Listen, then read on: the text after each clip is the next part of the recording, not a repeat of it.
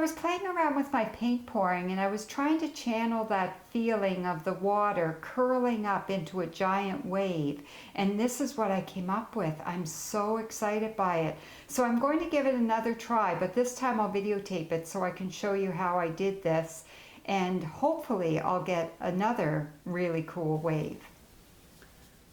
All right, so what I'm going for here is I'd really like to create a wave. So I'm going to have the light blue on top and the dark blue on the bottom, and then I'll have the wave going in between those two colors. So I'm just going to spread this out to get my background in place.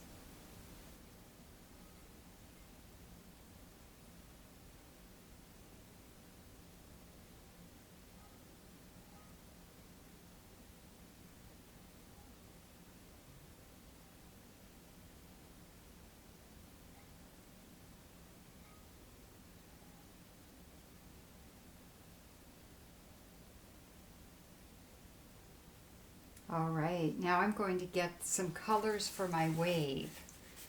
So I have a tealy green here that I've kind of mixed up with some different colors. So I'm going to run that right along to start my wave.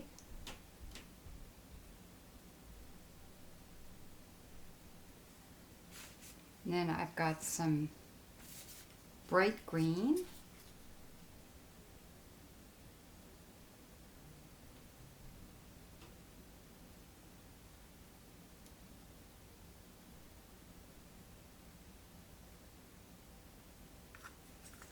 And a bit of gold. Yeah, I kind of like how I got a little bit of the dark blue into the light blue because it just gives a little interest there. And of course, white, because white is really what creates a lot of the wave. There's always white water involved. Just going to have those colors along there. So I just let that sit for a couple of seconds, and now I'm going to try and swipe and really see if you can get some of this color and action take place here. So it creates a bit of wave action. Oh, I kind of like that. That's very interesting. See if with the light blue on the bottom and then all these waves of color.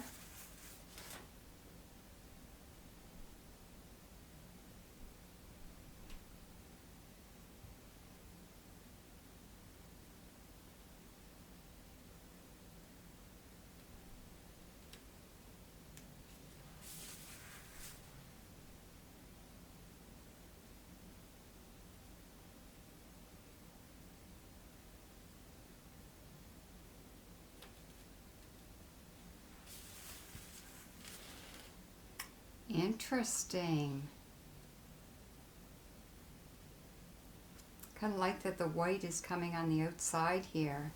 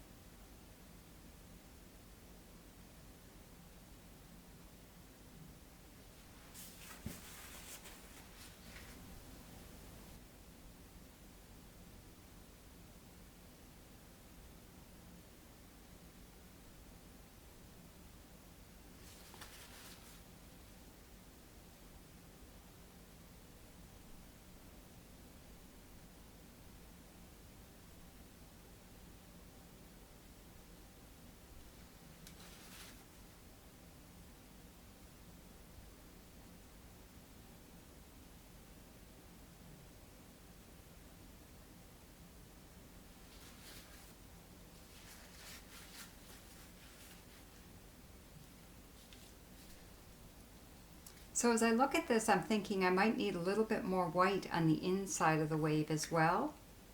So I might do a little strip of white here, just along the inside, and then I'll swipe that as well.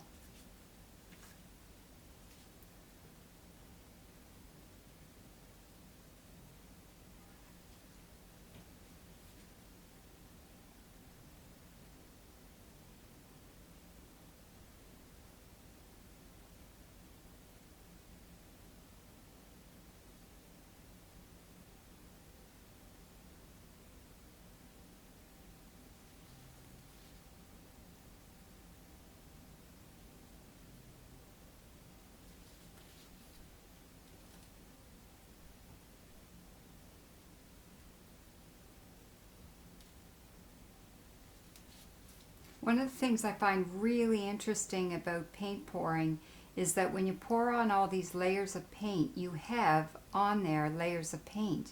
And then if you play with it a little bit, you can uncover some of the color that's underneath what's showing on top. So here I'm uncovering a little bit of the white that's showing underneath. I still have a little bit too much of the darker teal here, so I might just swipe some of that off and see if I can uncover some of the gold that's underneath there. Of course, you don't know what's underneath until you swipe, so we'll see what I get.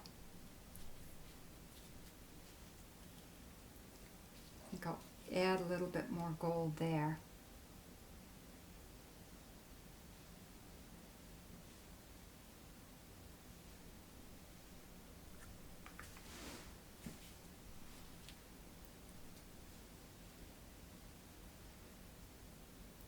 Play with this for as long or as little as you want it. It's a wave, and as you know, if you're like me, you spend any time at the beach, I could sit and watch the waves forever.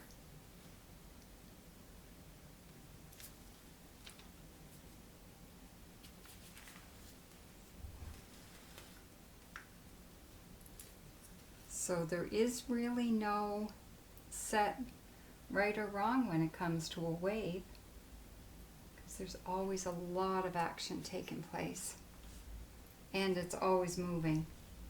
So that's what I'm going for here, is a feeling of movement.